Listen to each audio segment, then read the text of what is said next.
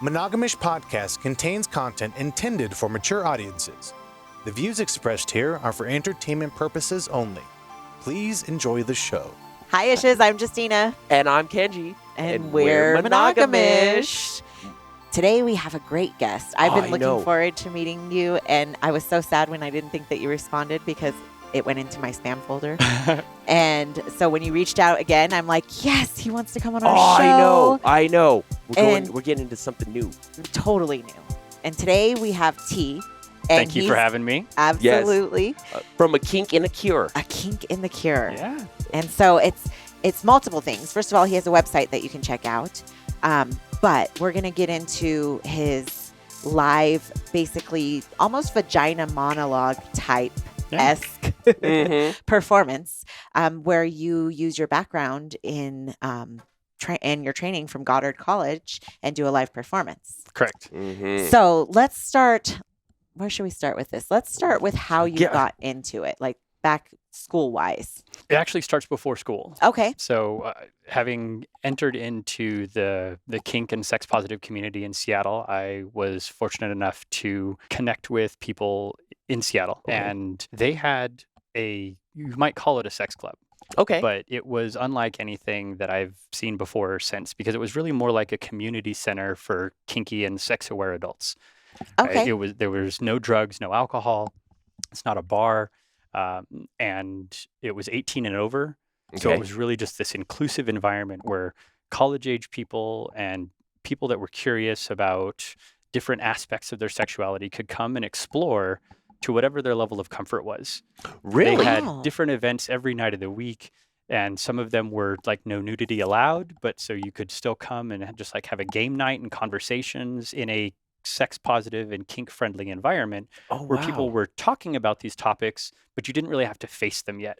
Okay. And then you could come to a Thursday night dance. Every Thursday night they had like a DJ'd dance night where half of the dungeon was a dance floor, and then there was also play and sex happening in other parts of the space. Oh, wow. So you could just be on the dance floor, and you could be dancing butt naked and know that no one was going to grope you or touch you inappropriately because they had a container set. They had dungeon monitors and social ambassadors that created a safe space so that people that wanted to come and explore being more open could do so without the fear of someone treating them inappropriately, because there was always someone there watching. I love it. And magical. everybody policing each other. Yeah. That's what we talk about, like but that's how not the even community just should. but not sometimes you don't know what to look for always or what to say in those situations. So the fact that that place had individual people that their job was to like monitor. And two sets. They had a set of people that were the dungeon monitors, and so they were monitoring like the sex and the play. And they're looking for people doing things that are unsafe or making sure that people aren't like walking into the backswing of the flogger or the whips. And so they're watching for that. They're monitoring the dungeon. And then they have another set of people that were the ambassadors that are kind of watching the social setup. Okay. They're watching for your predatory behaviors, but also just the people who don't know how to act. Yes. Right? So because they're just in this new environment. Right. There's a lot of people that they want to be there, but they don't know how to socially engage. They don't know how to ask you politely if you want to play or if you'd be interested in sex. You're sitting there naked, laid out on a couch, talking with your friends, and they want to come up and say something, but they're just kind of standing there staring at your tits, right? And so the ambassadors, and this is a team that I ended up connecting with, ambassador would walk up and just kind of stand shoulder to shoulder with that person and say, "Hey, how you doing?" Like, I just want to let you know kind of the way you're voyeuring, it's kind of intrusive. So a more respectful way to do that would like stand back, if you want to watch this couple have sex, sit over here, like don't be looming. And I would often say like, you don't want to be this guy, right? Like the creeper. The creeper who's just like staring people down and making them uncomfortable. Right. You got to be more of the James Dean, like just like appreciating and looking around and like taking it in, but not there with your energy forcing yourself into their space. Gosh. And so we would teach people how to socially engage. And then a lot of those people who you might start off being like, oh, that person's really uncomfortable and they make me nervous and I don't really want them in my space, became valued members of the community. Oh, that's wow. amazing. I was pretty That- sold on the fact that there's no alcohol there. Yeah. Right? Yeah. I think that gets everybody into a different mind space. It you does. know? Well, and then You're not you know numb. that they're there because they want to be there. They're Right. not just self-medicating themselves through the experiment. Right. But we were, the concept was that, we're pushing the bounds of comfort and fear and sex and sexuality. Mhm. So let's do that from a place of conscious choice, right? Mhm. Alina Gabosh, who was the executive director who ran the space for many, many years, she just passed away a few years ago. A dear partner and friend of mine, really just said, own your pleasure. Right. And Oh, if yes. that was Wow. her tagline was own your pleasure. And you can't own it if you're masking it with, some inebriant that says, oh, I'm not Mhm. responsible for my choice. I was drunk when I did that. Or I was Mhm. high Right. when I did that. Like come into the space and say, I'm going to choose to reach into this uncomfortable space, to try this sexy, risque thing. And you've got a space that allows you to stop whenever you want to stop. You've got house safe words that everyone is listening for so that anytime someone says red or safe word, there's someone there to make Hey. sure that everything stops. And you're Wow. okay. The comfortability level right Yeah. there. Wow. And the safety. Yes. It's one of the things that I've always admired about the community in general.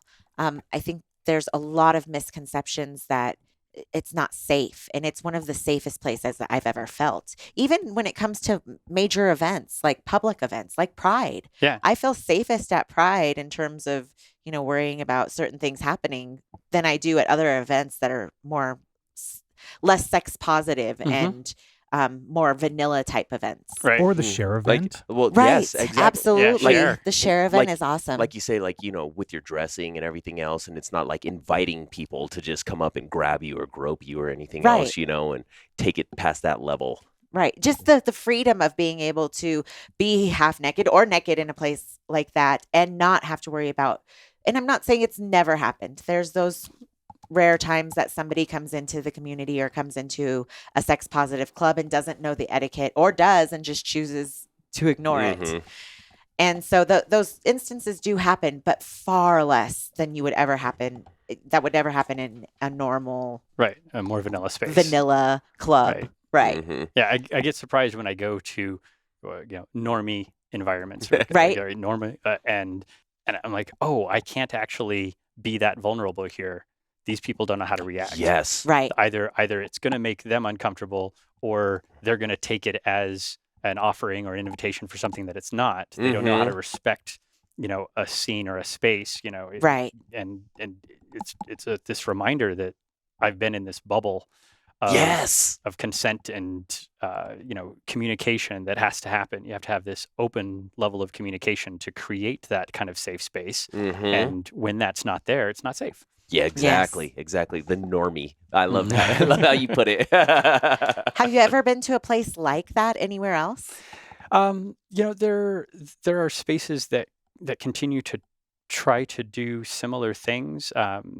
So many of the kind of swinger environments and kink environments that they're often businesses, Yes. and as a business, it's being run by a person, or maybe a couple, and their intention is to make money. And because of that, like the heart of it ends up being different. Yes. It's owned I by a would agree. dominatrix, or it's owned by this swinger couple or whatever, and they're selling alcohol, or they've got their vending, thing, Mm. and it just has a different feel. When you bring that level of capitalism into it, it changes what the purpose is. And the great thing about the Center for Sex Positive Culture in Seattle is that it was a nonprofit, 501c3 run by a board of volunteers, and that energy of being a community center meant that everyone had a voice in how the culture continued to evolve. Oh, Oh, I that's love amazing. it. I love it. Is it still open? Yeah, it's changed from what it was when I was there. So the location that we were in changed. They moved down to Pioneer Square, which is a far more populated area. We were in Okay. a kind of a deserted cinder block building underneath a freeway overpass, as I talk about in my always, right? yeah. And Gosh, and now that it's more centered in Seattle, the space doesn't have the same feel, but the community is still there. It's very strong, and the arts side of the organization, the Foundation for Sex Positive Culture, still runs the Seattle Erotic Arts Festival, which is one of the most amazing collections of international erotic art that happens every year that you'll ever see. I highly recommend going out there in the spring and checking them out. What they're doing continues to just push the bounds of what we see in sexual expression through art. Is it like a multi-day event or something like that? It or runs over a weekend. Wow. And they have their big night, and they have live performances. I performed a Kink and the Cure there a few years ago. Did you? Yeah. That's It awesome. was great to bring this work that started with them, to bring it back around. Like, Oh man, what was full happening circle. is that while I was there, I was playing with people, and I would find that some of my partners were using kink as a catharsis to deal with their anxiety or previous Mhm. sexual assault and trauma, and that this was a place at which they could let go of their sexual shame that society imposed on them for liking a certain thing, or being shamed as a kid for being sexual in certain ways, and this was a place in which it was celebrated. And there were certain scenes that I had with people where you could see them unlocking and processing through a serious trauma. Man, it's just like that wall that Yeah. just drops with them, and you can, like you said, you could see it and you're like, oh wow, I love it. Now they're opening up more. Exactly. Mhm. And this phrase was being said in the community. It was, said to me earlier on, and I just kept hearing it repeat that, kink is not therapy, but it can be therapeutic. Yes. Yes. I was like, yes. okay, that's cool. It's not a replacement for therapy. But the question came up for me, like, what if we were using it intentionally? What if we put more intention into using kink as a therapeutic tool, so that people that were there, that they didn't just have to try to play with a bunch of people until they had a therapeutic experience, but someone was genuinely tailoring their experience to be therapeutic, to help them process a thing, as opposed to this randomness where people would be like, oh, okay, I'm hoping I get that, Yes. but I'm going to play with you. Your desires may not actually be to help me with a thing. I might be playing with you because you're really good at rope. Yes. Right. I've seen you do a bunch of rope stuff, and I want to do that. And I'm hoping I'm going to get the catharsis that I want out of that play. But that's not really where your head's at. You're just good at rope. Yes. Right. Yep. And I just want to so- do the scene. Right. You so know. I'm in it hoping that while in that thing, it's going to happen. Mm-hmm. And maybe it does, and maybe it doesn't. And you see that with a lot of people. They'll find someone that's good at a thing, and they go to play with them, and they're not actually getting what they want out of it. Sure, it might be fun. They might be having a good time with it, but it's not actually getting them to the place they want to go. Exactly. And I wanted to kind of narrow that focus and say, what if and this is where I kind of adopted the role as a service top, right? Yes. Like my desire with you is to give you the exact experience you want, right? It's not about me. I'm going to put my desires to the side and say, what do you want in this experience? Where are you trying to get to? And let's tailor an experience that helps you get there.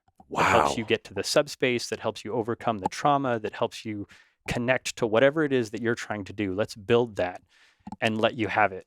And that then gives you the power back of knowing that you can ask for what you want, receive it, and be celebrated in doing this scary sexual thing. Yes. That maybe no one else has ever said it's okay to do. Right? How do you Right. design that experience? Well, it's very different based on the person. Oh yeah, right? And absolutely. Everybody's like, different. I had one client who really all they needed to know was that they had been called a bad girl often by their father. Mm-hmm. And they had this like ongoing narrative in their head that they needed to be a good girl, and that, but the things that they wanted to do were bad. Yes. Right? Yes. And oh so, yeah. what if the things I want to do are considered bad, and I'm supposed to be a good girl, and I've always been told that I'm a bad girl? How do you create an experience where they're doing the things they want to do, and they're being called a good girl, or bad girl is being said from like an erotic and beautiful place, like, oh my God, you're like such a bad girl. like a loving Right. kiss. Right. Yes. I love your bad girl. Right. And just like being in that with them and making the eye contact and being there with them and having listened, like really listened to what it is you want to be happening physically and sexually and emotionally, and being able to create that while then communicating with you and saying the things you want to hear. And so it's an acting job. Yes, it it's is. stepping into a role of saying, all right, I'm gonna be this person that you need me to be, and say the things that you need to be heard. I'm not going to try to just make it my own. I don't need to have artistic creation here. You've said I need to hear these things, so I will say those things. Do a lot of people come to you having a very clear idea of what they want? No, most of them don't know. They just know that they're not connecting as intimately with their partners as they want. They have blocks. They're not quite sure, and so a lot of it is, for a number of my clients, it starts off as a talk therapy session, right? Yeah. We're not going straight into play, just like out. Yeah. Just anywhere. And sometimes it doesn't even get to play at all. You're right. Sometimes some of my clients don't need me to play with them. We don't need Right. to be in any sort of sexual or kink situation. They just need a space to be able to honestly own their pleasure, Mhm. say the things that they want, and not be shamed for it. Like, Wow. Right. normalize their kinks, their sexual desires, and let them know it's okay. They're not alone. There's nothing wrong with them. It doesn't mean anything about them.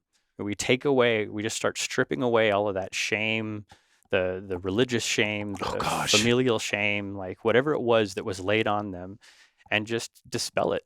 Just take it away. And then at that point, some people then want, like, oh, I don't have anyone else that's safe for me to actually explore this with, so then we'll explore that. And sometimes it's like, oh, okay, now I feel comfortable telling my partner about that. And so, so then I will take my mediation background. So I've got I'm a certified conflict mediator, so sometimes I'll meet with the couple and just kind of help them hear each other, because sometimes then communicating that desire to your partner is then scary. Right. Oh, yes. Because you've shared it with me and I've made a safe space for you to share it. But thus far, I'm the only person that has not shamed you or made you feel bad or gone like, oh, you like that? Right. Like, why would you like that? Why would you want me to do that to you? Right. And people aren't meaning to shame, but they've got their own cultural shame. And so their response is, you want me to hit you? Like, that's fucked up. Right. And they don't know how to do that. And so I'll help people learn how to talk about that. You can see a little bit of that in How to Build a Sex Room. I don't know if you had a chance to watch that or not, but in the first episode of How to Build a Sex Room, we helped this couple, and I really wish more of the material made it into the episode, because what we did with that couple was this process, right, of helping him hear her desires and help normalize it and help him understand that her desire to be flogged, to be tied up, wasn't asking him to do something immoral. It was, it was asking him to help her meet her needs. Right. I said, the desire to be flogged is no different than the desire for you to go to the gym and pump iron until your body hurts, right? Like I compare this in A Kink and the Cure. Like we regularly do things to ourselves. We write until like our fingers are bleeding, right? You see cooks who just pour their emotions into their food to create fabulous dishes, right? And we know that passion and excellence comes from people pushing themselves beyond what normal limits might be in order to create something magical. Right.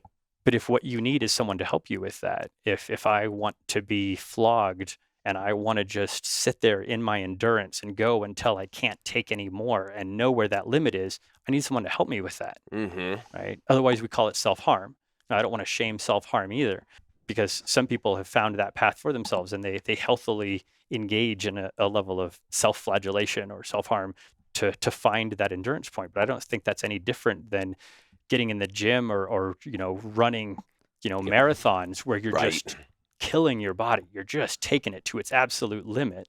In kink, you're asking your partner to take part in that, to be a partner with you and say, help me get there.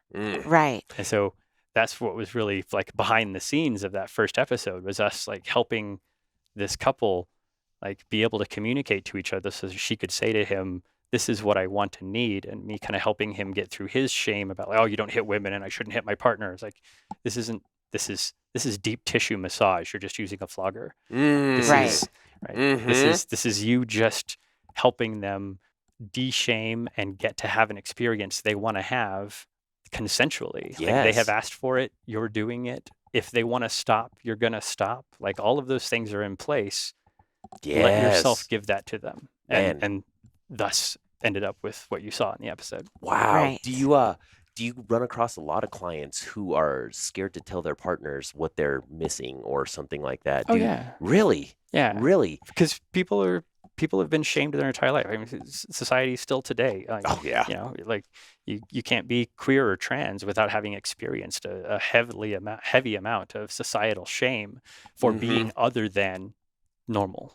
Yes. Right. Yes. Whatever we want to call normal. Right? Whatever normal is. There is no normal. There is just- no normal. It's just a myth. I would imagine it's a natural insecurity.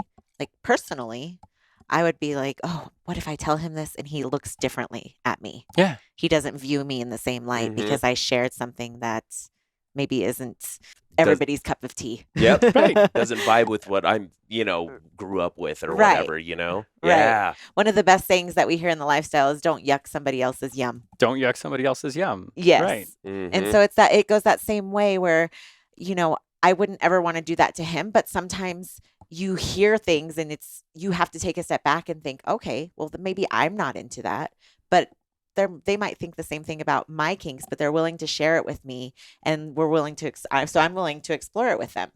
And so it's something that I think, when you're new in a relationship might be a little bit harder, but as you guys grow and you have a foundation and there's respect and there's trust and there's good communication, it's something that gets easier to talk about. Hopefully. Yes. Yeah. And so I love that you help couples through that as well, not just singles. And moresomes. Right? Oh, yeah, Couples absolutely. and moresomes. Polycules. Oh, and yeah. everything like that. Yeah. You mentioned that you were, I'm sorry. No, Go go ahead. I was you mentioned that you were in a polycule. Yeah. How many people in your polycule? Oh, I don't know how to define that because it's I'm a Come comet. in, people come out. Yeah, and I'm a Mhm. comet. I travel around a lot. In the poly vernacular, a comet is someone who's not Mhm. necessarily tied to a. You're familiar with comet. I Yes. don't need to explain that Yes. to you. Right. So, but But and our as guests such- are not familiar. So Right. you can, You can absolutely explain it. Yeah, in so your for words. me, being a comet is that I'll go back. I like to talk about relationships in this sense of orbital dynamics. Mhm. Right? Okay. I like using celestial bodies as a relationship to like how we are in the universe, and that people have a certain amount of gravity I Mhm. like they Oh, I pull love each other that. towards. I like right? that a lot. Me too. And all of the narratives that we have about relationship often say, right, oh, you're my sun or my moon, right, and I want to be in your orbit, right, and people want to be Mhm. close to each other, and for some people that is a really tight orbit, and they're pulled together and they orbit each other, and other people orbit around them, and they're a couple, Mhm. and others are multiple moons, right? You have Yes. a polycule that are multiple moons in close orbit around each other, and I'm a comet. Right, I move through systems. So there are couples that I'm close to. There are polycules that I have regular orbits with, but I then leave and I orbit other places. I have partners, all over the world that, when I'm there, I'm present with. And, That's right. And we're together. Mhm. And when I'm not there. Right? Yeah. We Facebook chat. We have messages, but I don't. I'm not trying to follow a relationship escalator with those people and turn that into something more. It's just it exists when we're together.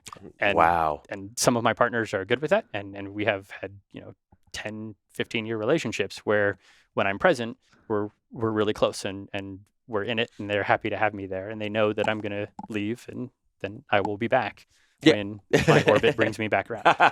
Okay. I love it. I love it. So what are the other ways that you identify then? Identity is so weird. Right? Identity is so weird. It's like And a fingerprint. It's malleable. It's different than a fingerprint because Okay. for me, my identity has definitely changed over my life as I've discovered new parts of myself. Oh yes, Um, absolutely. I identify as poly.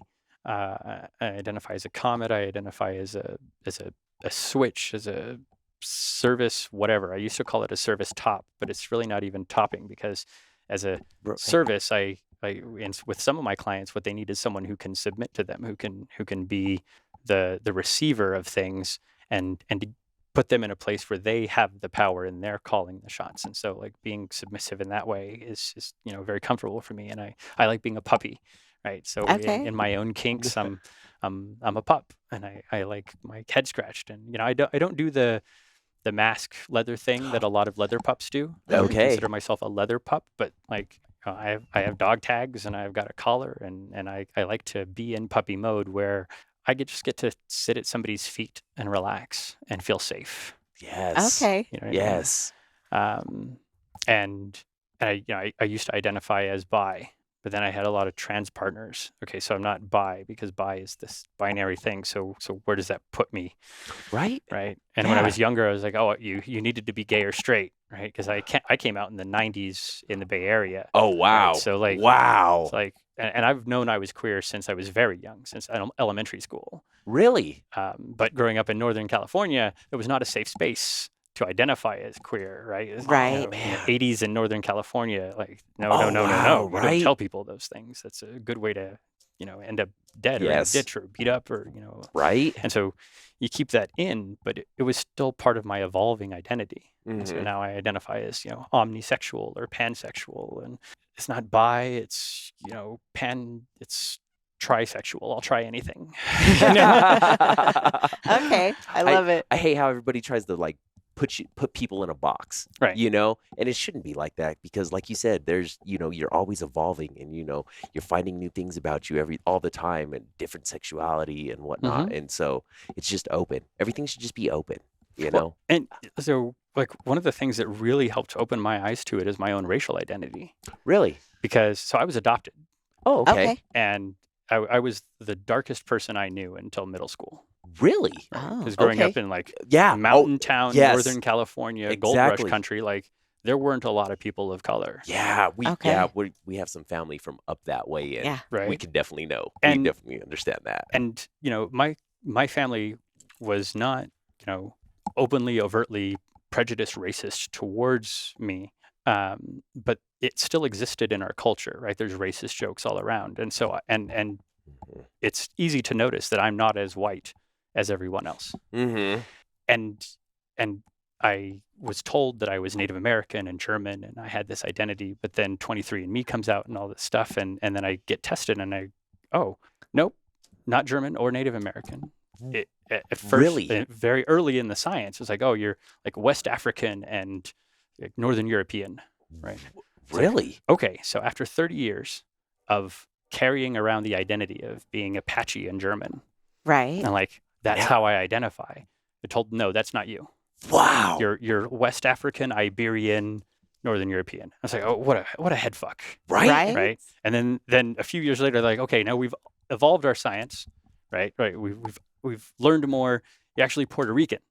The Iberian whatever would have been like thousands of years ago. But Yeah. your more immediate like great great grandparent heritage is Puerto Rican and Swiss.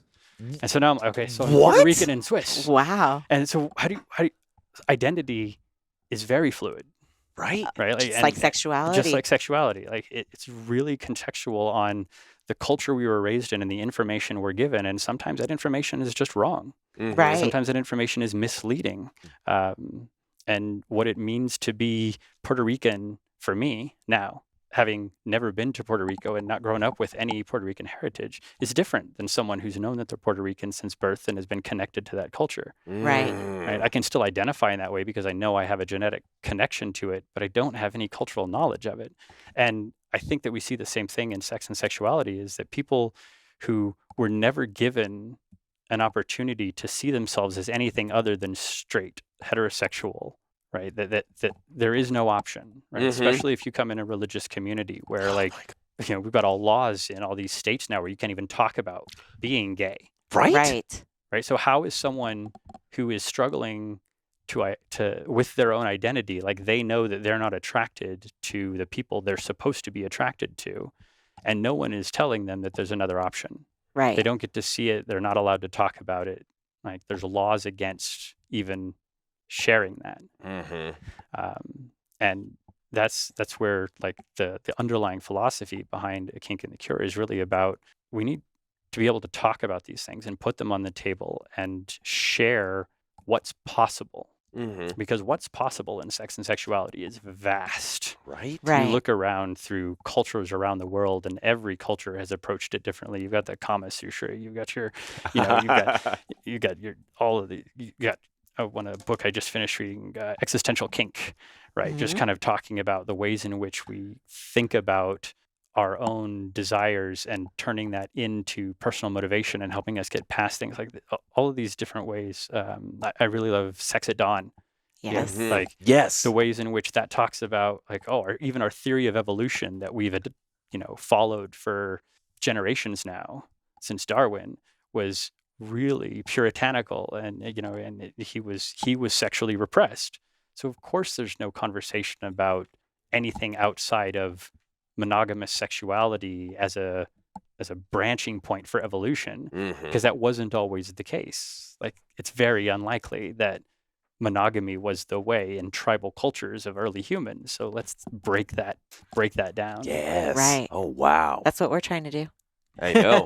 Yes. Every with show. this show. Every show. One show at a Yeah. time. And so having somebody on like you that's had a background like that, you even studied this throughout Goddard, correct?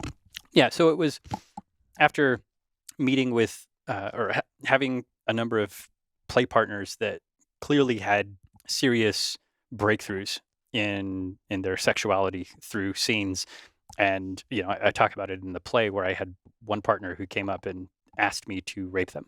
Yes. Right. Yes. And we weren't really partners yet. She was just someone who had seen me play, and we were kind of friends, and she thought that I was a safe person to help her process through her rape. And she wanted to recreate that and gain her own power back by choosing to go through the same experience again, so that when her memory visited those experiences, it wasn't just the traumatic experiences, but that she also had this new set of experiences that were her choice. She wanted to own that power. Yeah, own that pleasure. Yes, own the pleasure. I'm sorry. Yes, absolutely. And I thought it was absolutely fantastic. And I knew people at the time who had done, rape recreations or, helping people fulfill rape fantasies and really helping with de-shaming that, because some people do have fantasies about rape on either side of it. And they would like to experience it, but in a consensual space where yes, this has been negotiated and we both know we're going into this, and at any time you can pull the ripcord and stop it. Yes. But if not, we're going to go through with this very edgy, scary thing. Oh man. Right.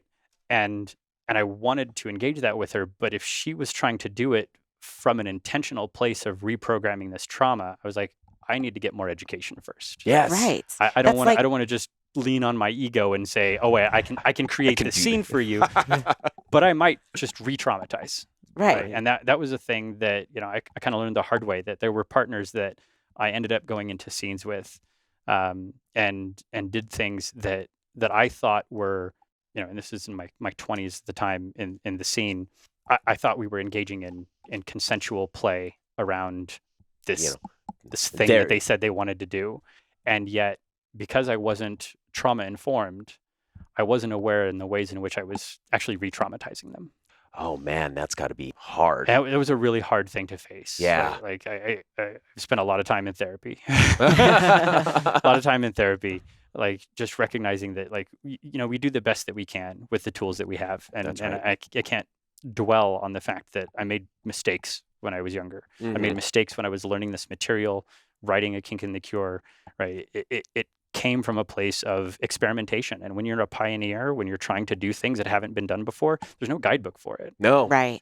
And that's the things with a lot of kink. We run into a lot of people that have consent issues in the kink community, right? They'll say, you violated my consent during this scene. And I think a lot of the time, and not all the time, I don't want to absolve the people who are genuinely being predatory and taking things from people that aren't asked for. Right. But when you're engaging in this risque of a dance, when you're pushing up against boundaries that neither of you know quite where they're going to be, and we do something that oversteps your boundaries, it's an injury, right? I'm not intending to cause you harm. I did cause you harm. I need to own that and be able to communicate about that.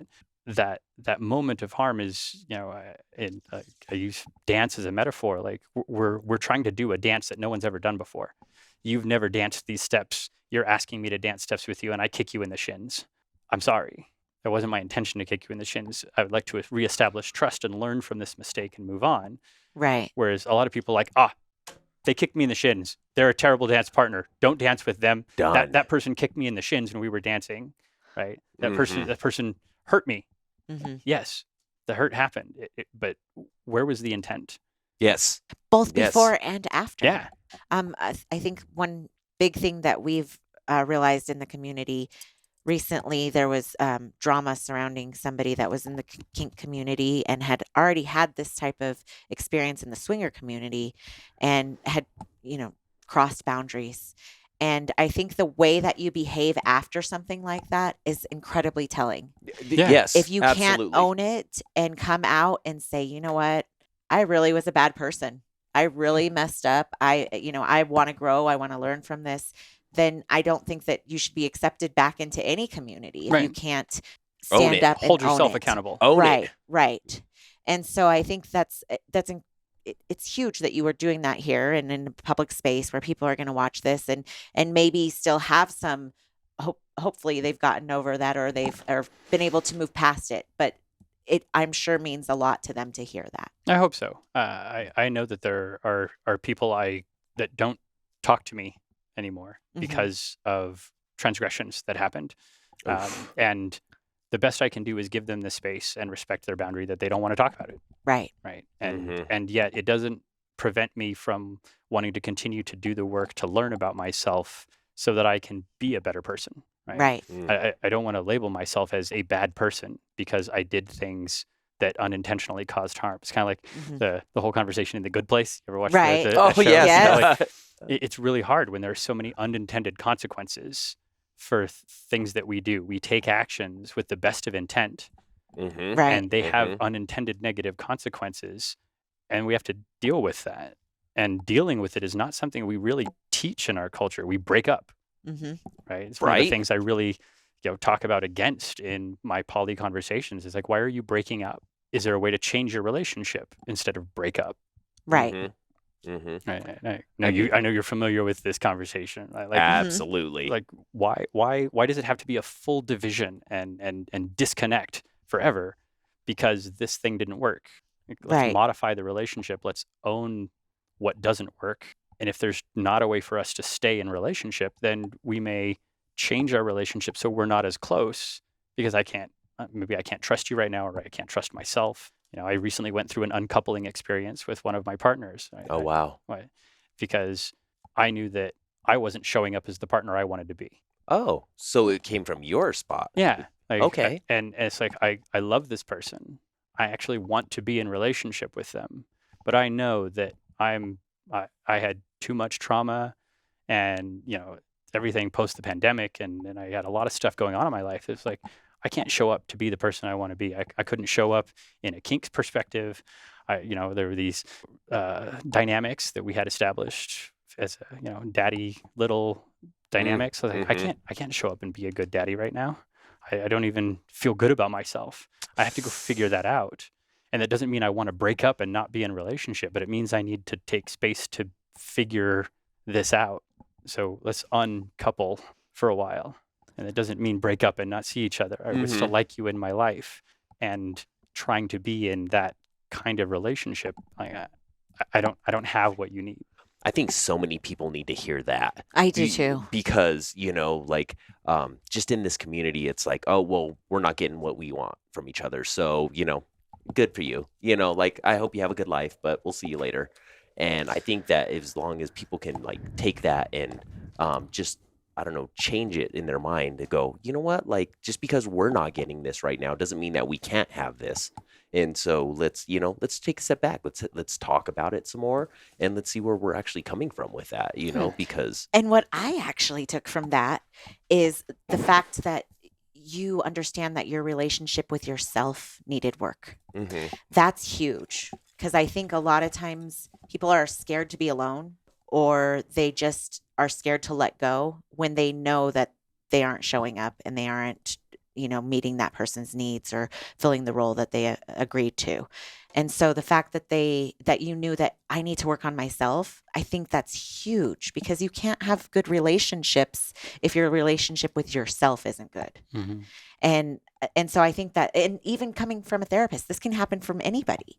And so I think that's huge too. Just knowing that, I'm not too good for this to happen. That allows, that you allowed yourself that space to heal and to work on what you needed to work on so that you could show up in a relationship. Thanks. That's huge. Too many people put the blame on somebody else. 100%. And not look in the mirror. 100%. A lot of times when we run into couples where I guess the lens from the outside is so much clearer though as well. Because when you're not in the thick of it, sometimes it's really hard to see when you're right next to somebody and there's heavy emotions involved and, history that you don't want to let go. It's something that can be really easy to see for somebody that's outside, and you're trying to explain to that person like, oh, if you just made this slight little change within yourself, then that would change how he reacts or how she reacts. And so I think that, a lot of times when there's issues within a relationship, it's that somebody is having issues. They're not living their truth. Right. They're having issues within themselves. Mm-hmm. Good. Yeah, that's a good way to put it. It is. So thank you for sharing that with us. Mm-hmm. But then that turned into a career for you, where now you're able to therapeutically go through both your shows, through one-on-one coaching, through counseling. It sounds like you do events as well. I have. Everything has been kind of on hiatus for a while. Okay. So I did the last performance, the one that I shared with you at Goddard College in 2019. Love it too. Love it. I'm glad. Yeah, man, I've watched it twice. I love it. Thank you. And the pandemic, I had a lot of trauma coming through the pandemic, and a lot of places where I needed to own, right? Where things were brought up to me that I was not acting in my best integrity, where there were places in which I felt like I was engaging in behaviors that were de-shaming sexuality, but were in fact re-traumatizing some people in my life. Oh, wow. And the work I've done with it really came down to, as far as I can see, that there was just miscommunication at a certain point that never got resolved, and that because that miscommunication continued, it turned into this place where I didn't know that you felt this way, and I kept having this conversation that you didn't want to have, and I thought we were having a different conversation than you did, right? So our realities were misaligned, and that kind of stopped everything, because I didn't feel like I could engage in this work with any kind of integrity if that was there and I was unaware of it, right? Because if I'm deceiving myself, and self-delusion is a thing we definitely need to be aware of, right? Like sometimes we lie to ourselves about where we're at and what we're doing because we want to make it okay. So I really wanted to just take a step back from everything, and so I stopped performing. I stopped seeing all but one of my clients who kind of heard the whole story and was like, no, I think we're good. Like they wanted to continue working together. And so it's been kind of on hold for a while. And I was just recently at a place where I feel like, okay, I've done enough of the therapy. I've done a lot of the work. I've really kind of examined my actions and where I was in this to know that I can re-engage this. And it was just beautiful timing that you reached out, like right as a place where I was like, oh, wonderful. I think I need to start rewriting this, because the magic for me of what a Kink in the Cure has been is that it's evolved. Like if I show you old recordings, you would see a different show. Every show that has been performed has been a little bit different because the science continues to change, right? This is all of this knowledge that we're talking about with the evolution of sexual awareness. It's so new because we've been so repressed in this country for so long. Right. So every time I do a show, I got to go back and reread what's the current science and where's dialectical behavioral therapy at, and what new schools of thought exist in the therapeutic communities to help us inform that. Right, because right now you've got sexological body workers that are doing this work that at the time when I wrote this didn't exist. Oh man, just a couple of years. What do they know? What has been their new knowledge? So in my hopes to bring this show forward and to continue this message, because people continue to say this is a message that needs to be heard, that they want this out there, that they would like it to be something they could send their friends to see and whatnot. I completely agree. And I feel like it's within my integrity to make sure that what's being presented is not outdated knowledge. I don't want to be presenting something that's based on, me going to school back in 2011, Yeah. and writing this material and just trying to make money off of it. Right? I'm not that type of capitalist. For me, the work is really what's important. So it's been on hold. Okay. Interesting. And it is amazing how the science is changing and how the access to science is changing. Right. Because when I heard your story about recreating the rape, it actually reminded me of Andrew Huberman and how he told a story about surviving a shark attack and then getting in the water and diving again the next day. Yeah. And he was doing that to rewire his brain to help him over the trauma. And so when I listened to A Kink and the Cure, a big reason why, and when I found your website and heard about what you did and everything like that, it spoke to me personally. I mean, there's a part in your story where you're, I believe, speaking on behalf of a female client of yours. And she says, I don't believe that I'm submissive because I was abused. However, I could have been abused because I was submissive. Yeah. Mm-hmm. And that gave me goosebumps. It spoke to me because I went through that trauma as a child, Mm-hmm. and I was always the pleasing, like the older child. Let me take care of everything. Yes, mom. Yes, dad. I'll take care of this. I'll take care of that. And so I feel like that submissiveness might have allowed, my predator Yeah. to feel like I was going to just be okay with it and Right. that I would never speak up. And I didn't for a long, long time. Mm-hmm. And then when I finally got to that spot when, it was years later and I realized that this wasn't okay and I spoke up, he did everything that he could to just silence me. Right. And so when I heard that, I thought, wow, that spoke to me. And that's, I think, what has, I've gotten over that and worked through that trauma, but it has developed into a kink for me. Right. And I think and knowing that and acknowledging that sometimes what becomes part of us didn't start with a pretty picture, Right. but that's okay. It doesn't make it any less part of who you are. And that's okay. I'm okay with that. I'm so glad that spoke to you. Yes. And so I loved it. And we watched it, like he said, twice. Yeah. Because I just didn't want to, I wanted to make sure that I didn't miss any parts of, of it that also would speak to me. But, it's a hard thing, I think, for us. The very last persona that you talk about, that's one of your clients who has age. I'm not sure what the exact terminology is for it, but basically age play. The age play. He's attracted to younger girls. And it's such a thing that's so prevalent in our society right now with conspiracy theories and Pizzagate and all those things, that it's something that's at the forefront of a lot of people's brains. And I think the whole world wants to protect children. But you do have those instances where somebody feels like that shame for something that they really can't control. That shame I can relate to. Right. And so as hard as it was for me to listen to something like that, because you don't want to, you want to believe that people like that don't exist. I know they exist. Right. And you don't want to yuck their yum because you know that they could have gone through some sort of trauma that caused this to be a kink now for them. Mm-hmm. And so the fact that you help people deal with that and that there's safe routes to go so that the children are both still protected, but that person is feeling heard and seen and getting their needs met is incredible. Thanks. It's hard work, I imagine. I know. And it takes a lot from you emotionally. And so the fact that you can speak freely about that. And like you said, a lot of people just learn from just watching the show without even having to go to therapy with you. Mm-hmm. Something speaks with them or resonates with them, or they realize what they need to do to be able to work through that trauma. And that was part of the source material of the show. I followed Eve Ensler's kind of model in that I interviewed, I did an online survey and I interviewed people all across the country. Mm-hmm. And I did live interviews, recorded interviews, virtual interviews, in which people, I just asked one question. Just tell me about your experience with kink and BDSM. Mm-hmm. I just leave it wide open. I'm not trying to guide you into what are your positive or what are your negative. I just wanted it wide open. And people would then tell me their stories.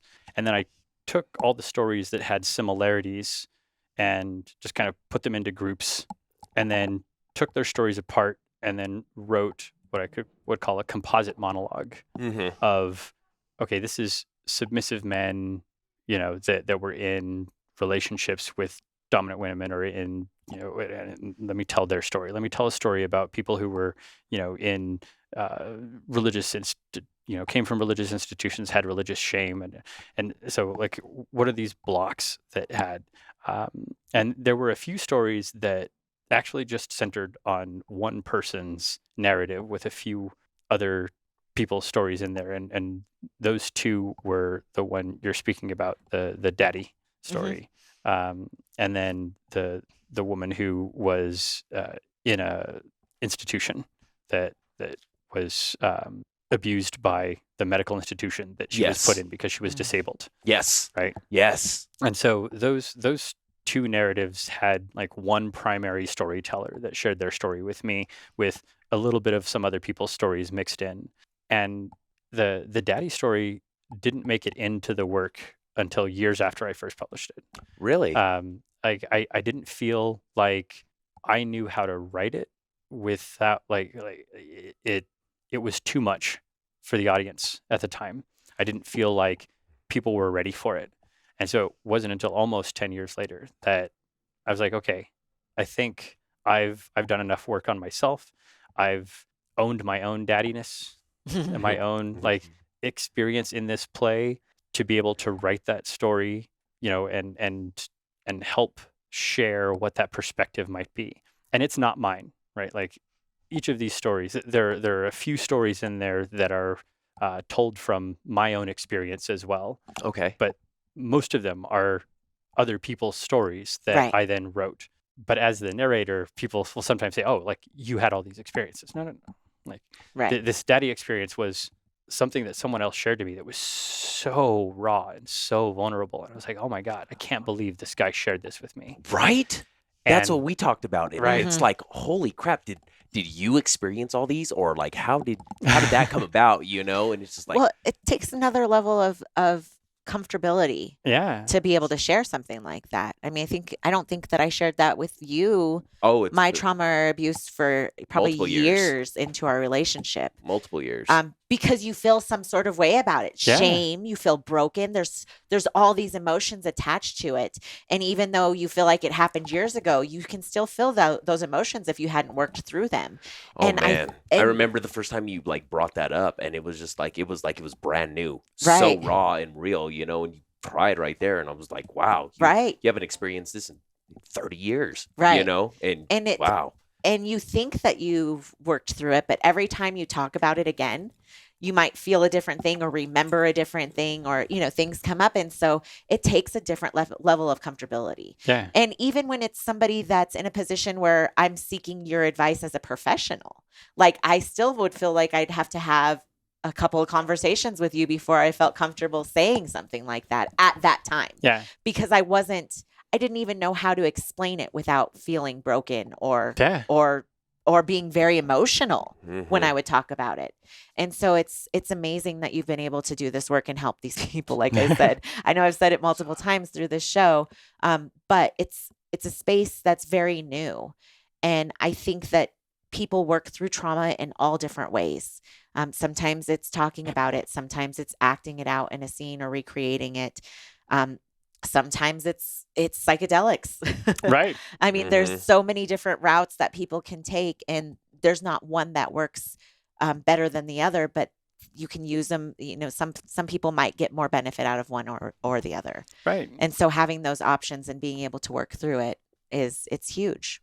Well, and one of the things that I think is so important is the acknowledgement that not all kinks come from a place of abuse or sexual repression or sexual 100%. shame. Yes. And so many people, they think, oh, if you like these things, it's because you have something in your background, right? And and I can unequivocally say, based on all of the stories that I've got, like for some people, it's just been there since they were young. Like this curiosity, this interest, it could have been triggered by a book or a movie. Or it's just inherent, right? Right. Like, and one of the things we talk about in a lot of conversations around like the age play thing is, if you look biologically at us, like the ways in which human evolution has us being attracted to people of a young, fertile age.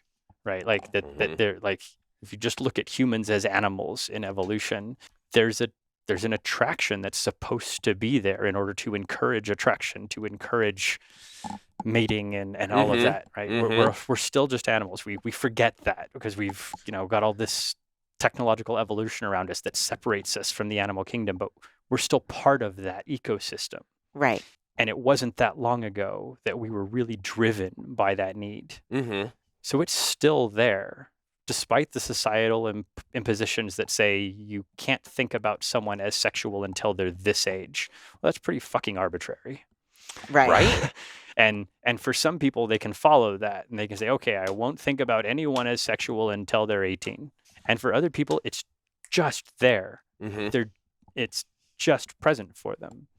And, it was my own journey through like accepting my enjoyment of the daddy kink space with people who were consensually of age for me to acknowledge, like, yeah, that's there. I don't choose to act on it, but some of those desires exist, and they exist for a lot of people on all spectrums of gender.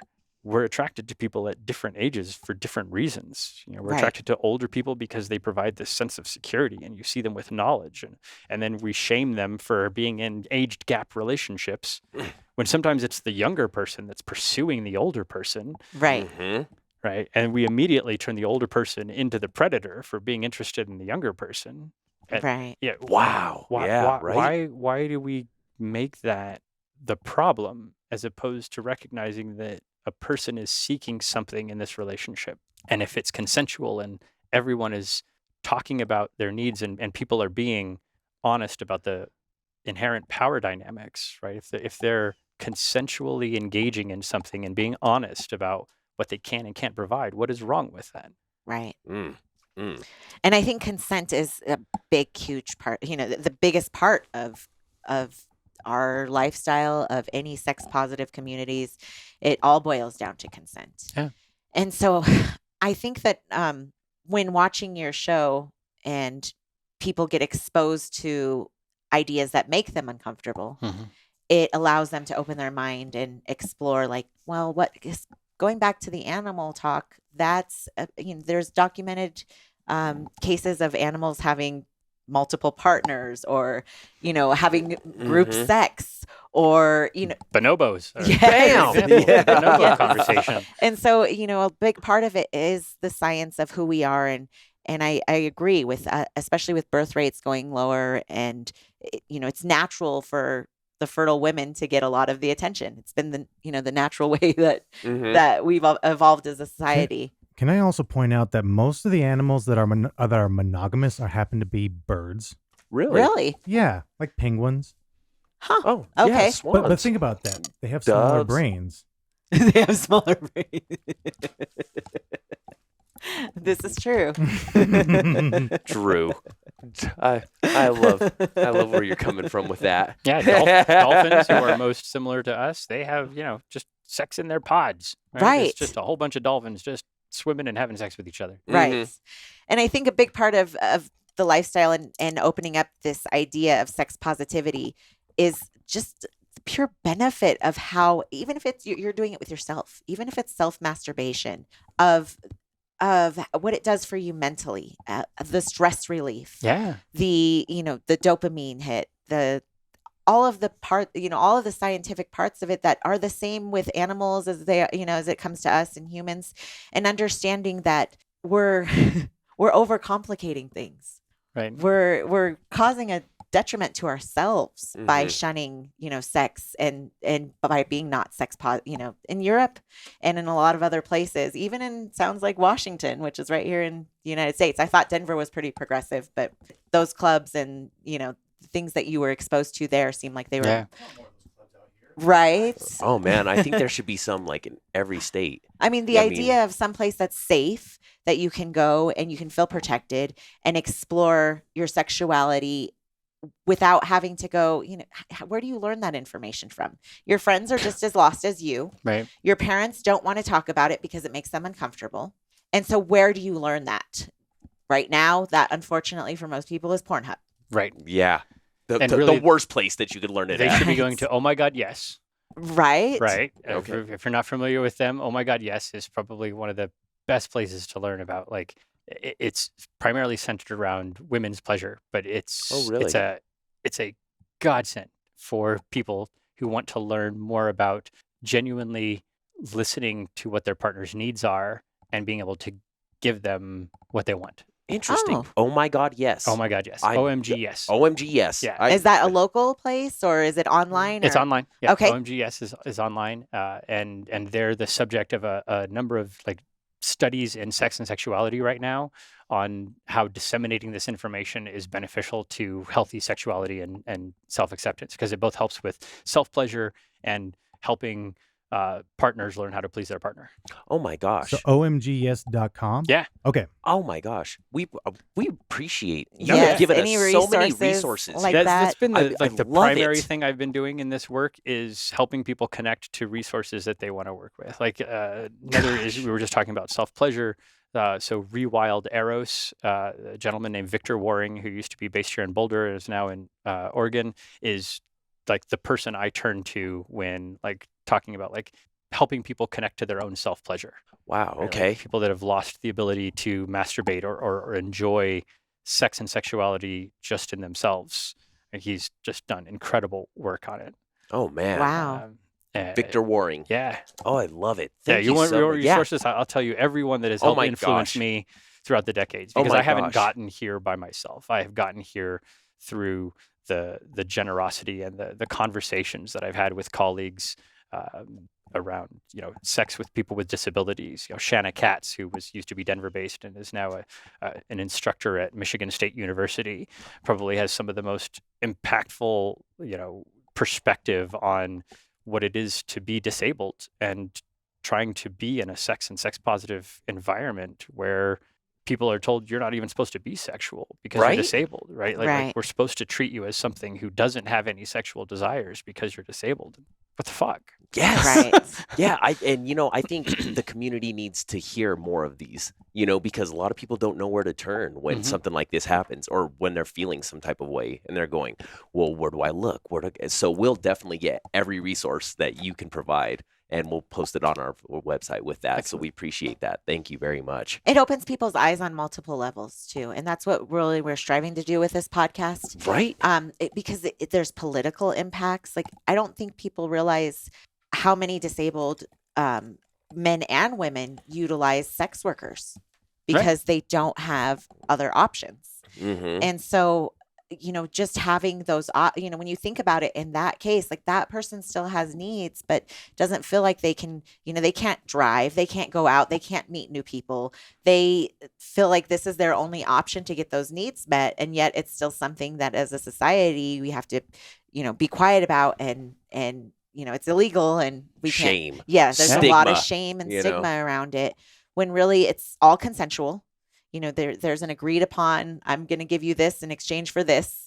And it's the oldest profession. We've heard this. Yeah, we talk about that a lot. And there's this conversation around how much we commoditized pleasure while also villainizing it, right? We Mhm. demonized pleasure.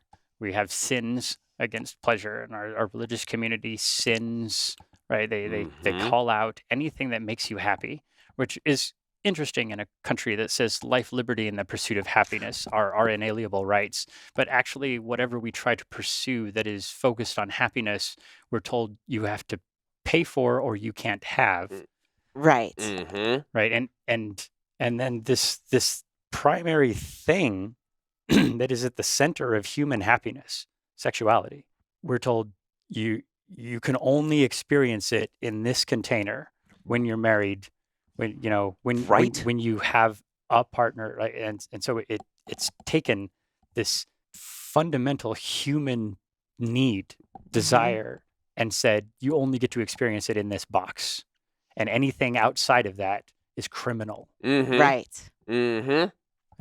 Well, what are we doing? Like, how do we consider ourselves to be this, this progressive first world country when there are other countries around the world that have,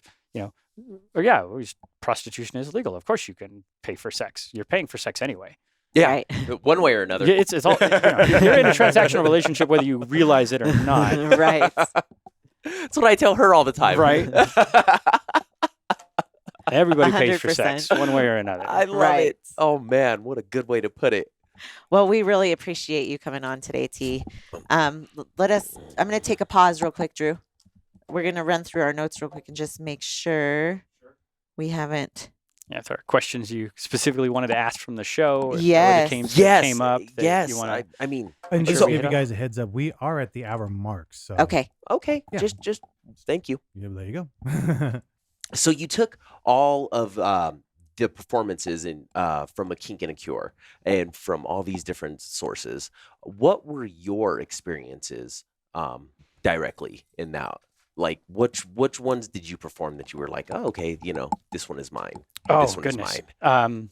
So there's not one that was mine and one that wasn't. One of the things that I've loved about it is I wanted to follow the model of vagina monologues Okay. in that you can watch Eve Ensler read the vagina monologues on stage, Mm-hmm. and yet most of the performances of it are these multicast 5 to 10 person groups of people that are Mhm. all taking on different parts of it. And so my show followed suit. I've Okay, had readings okay. that were 5 people. I've had performances that were 3 people. Alina Gabash and I toured with it and took it to a couple of different colleges, and it was the 2 of us breaking it up. And so I've rewritten the script multiple times Oh in yeah. order to be for 2, 3, or 5 people. Okay. Okay. And it was my hope to take it to a point at which that could be given out to community colleges and have other people perform it. Okay. And I actually just reached a barrier in my own knowledge of like how to do that. Like, Mhm. how do I take it from this thing that I perform and turn it into something that is licensable and shareable for other organizations to perform on their own? So if anyone happens to know what I should be doing, that would be a great resource for me. On every time I perform this, without fail, at least one person comes up to me and says, I wasn't prepared to see my story on stage. Wow. Right. Because of the way that I did the interviews and these composite things, there's so many different people's voices Mm-hmm. that inevitably someone has a very resonant experience with at least one of the monologues Oh, that I comes know. out. You right? can. You went across the whole spectrum. Well, and your stats alone would prove that. Right. And so I wanted this to get out there for more people. And I just don't know how to do it. There are certain things we have knowledge in, and my knowledge is in the direct one-on-one with people. But marketing and producing this show, like it needs someone who knows how to take something like this and turn it into something larger. Mhm. Right. And I just haven't come across that person yet. And I'm hoping that still happens. It will. It will. I believe it will. I believe it 'cause will. even watching it in the format that we did, we obviously weren't live. It was back in 2019.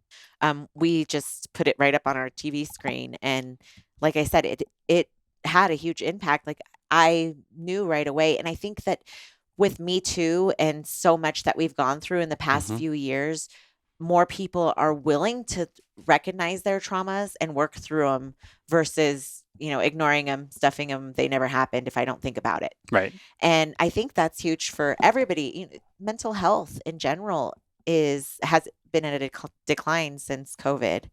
And it's just one more tool that people can use to have to live a better life, to have better relationships with Yeah. themselves, to have better relationships with their partners, and to grow. And so I love that it's there. And I think that if you made it accessible, like on YouTube or something like that, there's a lot of people that could watch it and benefit from it.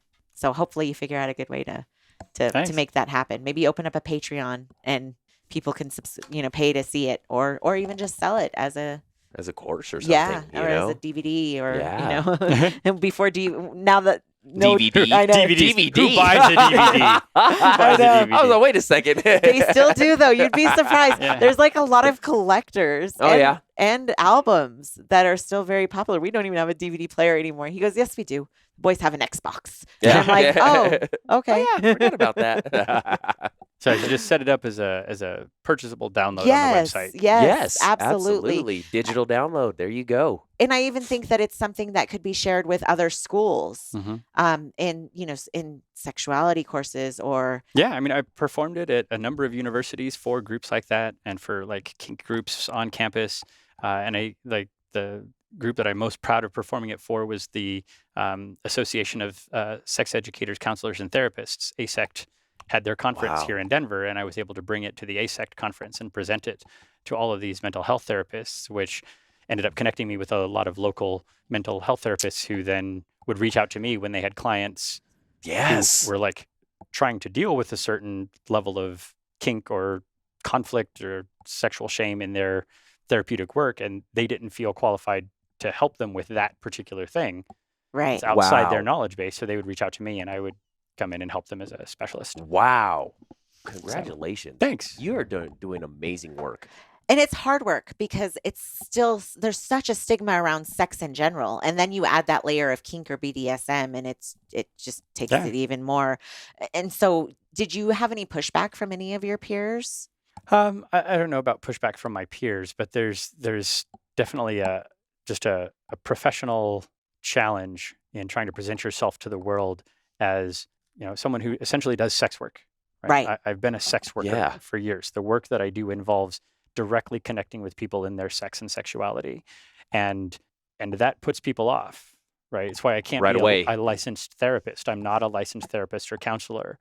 When I was researching all of this, I was like, okay, I can do all of the research into these therapeutic methods, but I can't get licensed as a therapist, even though I may have, almost equal knowledge to what it takes to become one.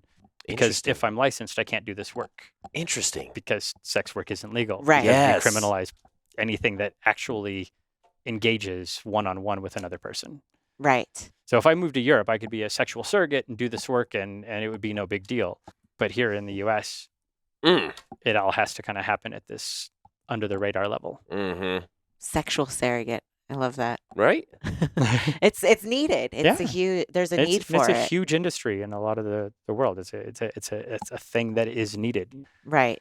Well, hopefully, as time progresses, you'll get those chains released and be able to do this on another level and reach more people. Not have to move outside the United States for it. Right. Well, I'm happy to. If you want to share the link with your viewers, even as a free download, I'm happy for them. So I give my consent, free download. So if I choose to upload it for purchase for other people, your people can see it for free. Oh, perfect. Thank you. Thank you very much. So Burning Man, you just got back from Burning Man. So tell us a little bit about your experience there. This was a really magical burn because the weather really drove out all of the non-core burners. Right? By the time we got to the weekend where the man was supposed to burn on Saturday, but we had several days of flooding and it wasn't going to burn. Mm-hmm. And so everybody started leaving. And all of the what we call the weekend warriors, the people that fly in like Friday and stay for Friday night and Saturday and then fly out, they're really just there for the party. Mm-hmm. They couldn't even get into the city. So when it came around to Monday and the man finally burned, it was a really small group. I would say probably around 20,000 people from 80,000, which it normally is. And it felt like time traveling to what a burn must have been like 20 years ago. Oh, and there were people just having sex in the fire. Because normally, once the man burns down, a bunch of people get naked and they dance around the man. It's this kind of ritual thing. But when you do it, you're still confronted with all the frat boys drunken and having a big party and grabbing parts of the man to sell online and doing whatever they're doing. They're just, they're not there for the same reason. Mm-hmm. But this year, none of those people were there.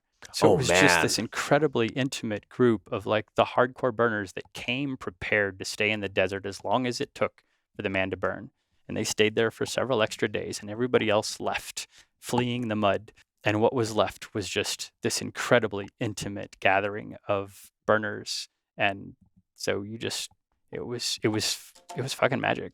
Oh, man. I don't know that anyone will get to experience a burn like that in the near future. And I don't know that anyone has experienced it in a decade or more. Wow. Yeah, it was incredible. Wow. So you described the burn as a social experiment. Yeah. I like to talk about Burning Man.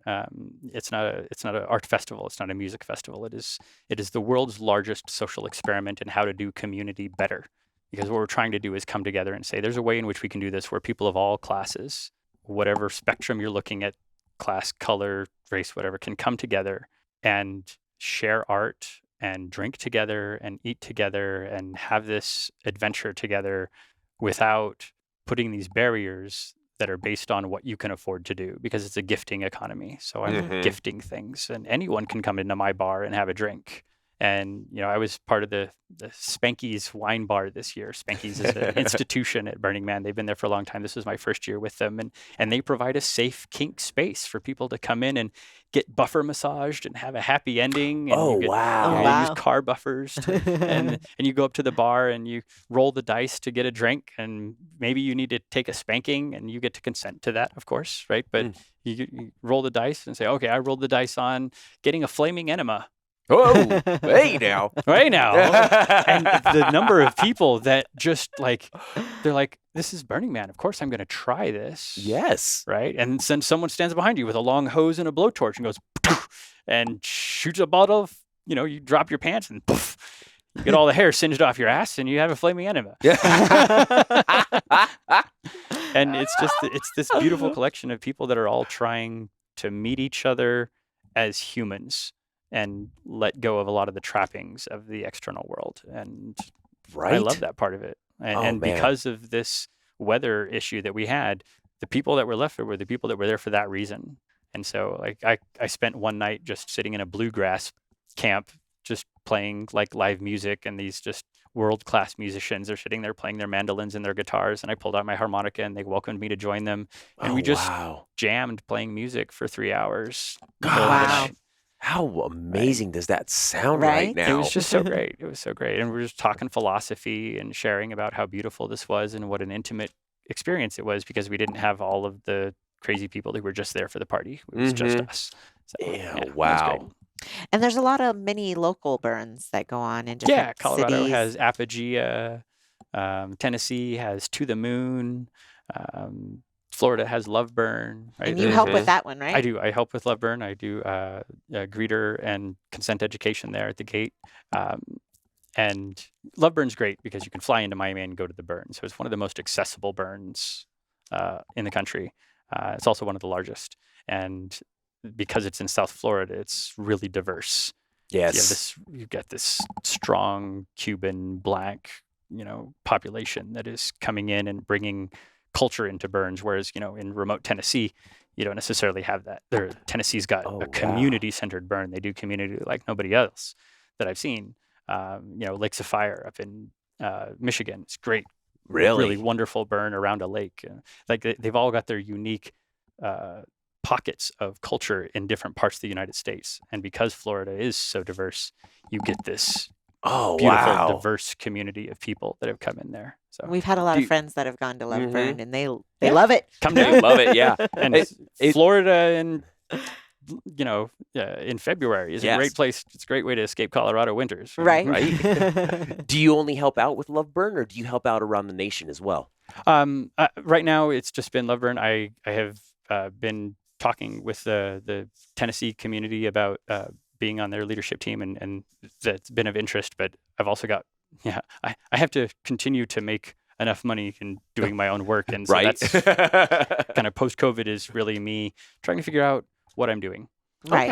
And kind of reinventing that. And so if people want to find you, where can they find you? They can find me at kinkinthecure.com. Okay. And then on the other side, the other hat that I wear is asimpletwist.com, which is where I do mediation and I use gamification to help people. I do personal coaching and use gamified knowledge, so game theory, to help people kind of break through what they want to do, or bring groups together and help them communicate better through gamification.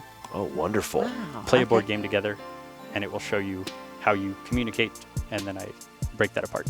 Interesting. Oh. All right, T. So thank you so much for joining us. Thank you for sharing where everybody can reach you. For you guys out there, make sure you check out his links below in the description, and then make sure you like this and share it, because this can help so many people, and that's what our goal here is at Monogam-ish. So make sure you like and share, hit that subscribe button. Otherwise, we'll see you next time. Bye, Ishes.